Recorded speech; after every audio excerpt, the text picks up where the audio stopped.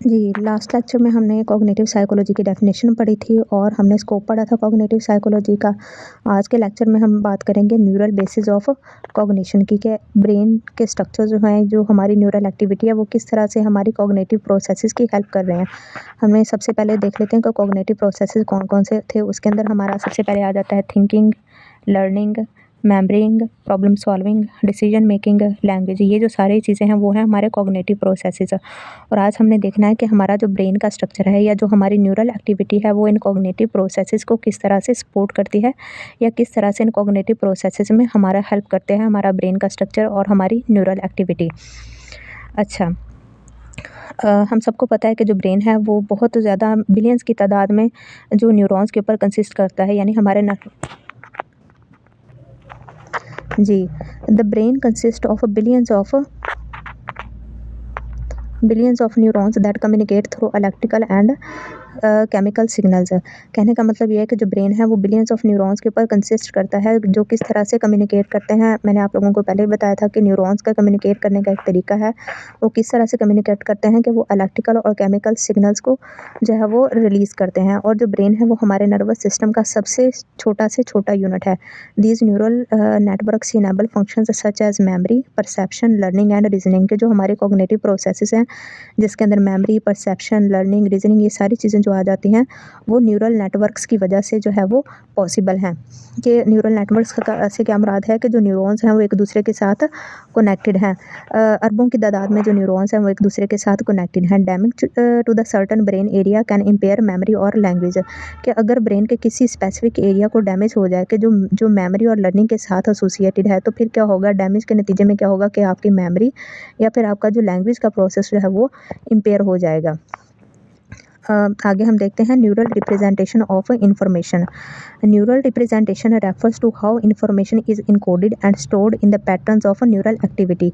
कि जो इंफॉर्मेशन हमारे ब्रेन ने रिसीव की है, उस इंफॉर्मेशन को हमारा ब्रेन किस तरह से इनकोड करेगा और ब्रेन अपने अंदर वो किस तरह से उस इंफॉर्मेशन को स्टोर करेगा, इसको कहते हैं neural representation of information. We see when we see hear or think about something, specific groups of neurons become active।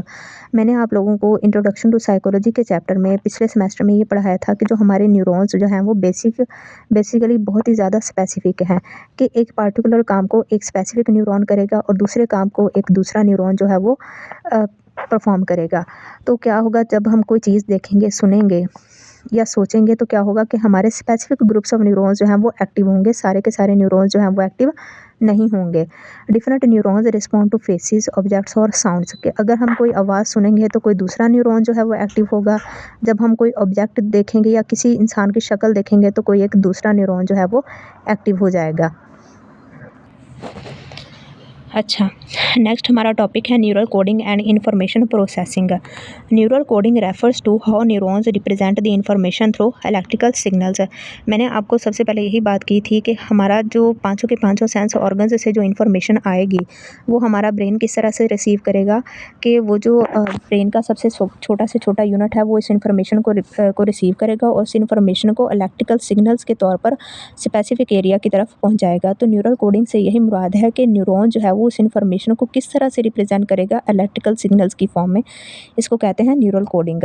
आगे न्यूरल कोडिंग की जो है वो 3 मेजर टाइप्स हैं। सबसे पहले आ जाते हैं रेट कोडिंग, सेकंड है टेम्पोरल कोडिंग और थर्ड है पॉपुलेशन कोडिंग। सबसे पहले हम लोग देख लेते हैं कि रेट कोडिंग क्या है।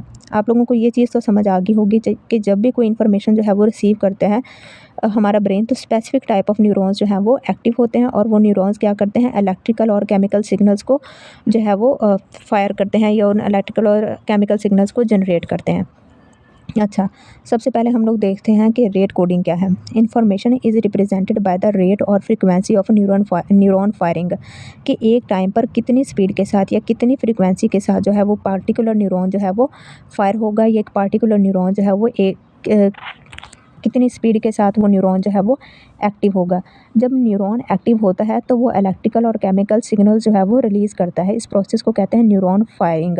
और रेट कोडिंग से मुराद ये है कि एक पार्टिकुलर टाइम के ऊपर कितनी स्पीड के साथ या कितनी फ्रीक्वेंसी के साथ एक न्यूरॉन जो है वो फायरिंग करेगा। For example a stronger stimulus causes neuron to fire more rapidly, कि अगर एक बहुत ही ज़्यादा स्ट्रॉन्ग स्टिमुलस हमने एक्सपीरियंस किया है तो न्यूरॉन्स भी जो हैं वो उतनी ही ज़्यादा रैपिडली फायर करेंगे। और अगर हमने कोई बहुत ही माइल्ड सा जो स्टिमुलस है वो एक्सपीरियंस किया है तो जो हमारे न्यूरॉन्स हैं उनकी फायरिंग जो भी है वो बहुत स्लो होगी। For example brighter lighting causes photo receptors to send signals at a higher firing rate. अगर बच्चों हम कोई जो है वो ब्राइट लाइट देखेंगे तो उस टाइम पे जो है वो हमारे जो न्यूरॉन्स की फायरिंग जो है वो बहुत ही ज़्यादा रैपिडली होगी।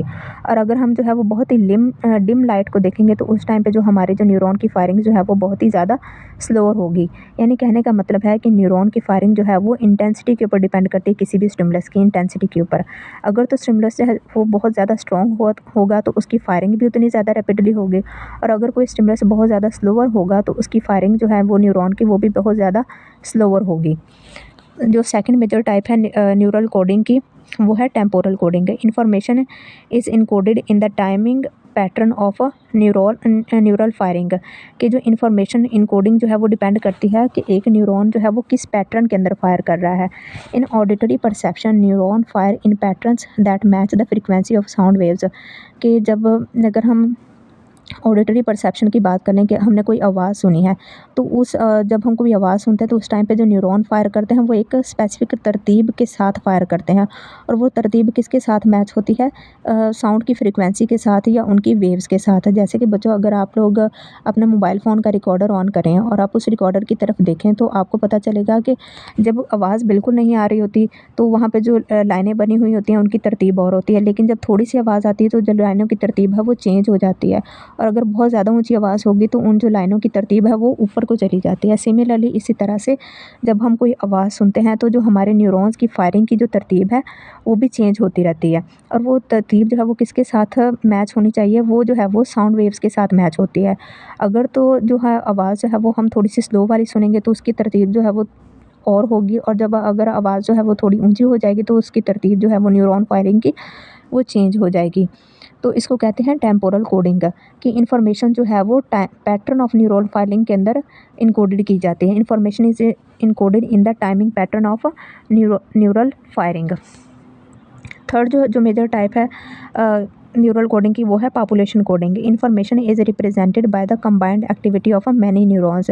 कहने का मतलब ये है कि इन्फॉर्मेशन को रिप्रेजेंट किस तरह से किया जाता है कि एक ही टाइम के ऊपर बहुत सारे न्यूरॉन्स जो हैं वो मिलकर काम कर रहे होते हैं, यानी कंबाइंड हो जाते हैं। और जब कोई बहुत ज़्यादा न्यूरॉन्स मिलकर काम करेंगे तो उसको कहेंगे population coding. Different neurons respond to different directions of the motion and the brain interprets the overall pattern. कि अगर हम मोशन की बात करें, यानी किसी चीज़ को हम चलता हुआ देखते हैं या किसी गाड़ी को चलते हुए देखते हैं तो ये जो मोशन की परसेप्शन होती है ना, उस टाइम पे काफ़ी ज़्यादा न्यूरॉन्स जो है वो एक्टिव हो जाते हैं, यानी वो कंबाइंड मिलकर काम कर रहे होते हैं, तो हम इसको कहते हैं पॉपुलेशन कोडिंग।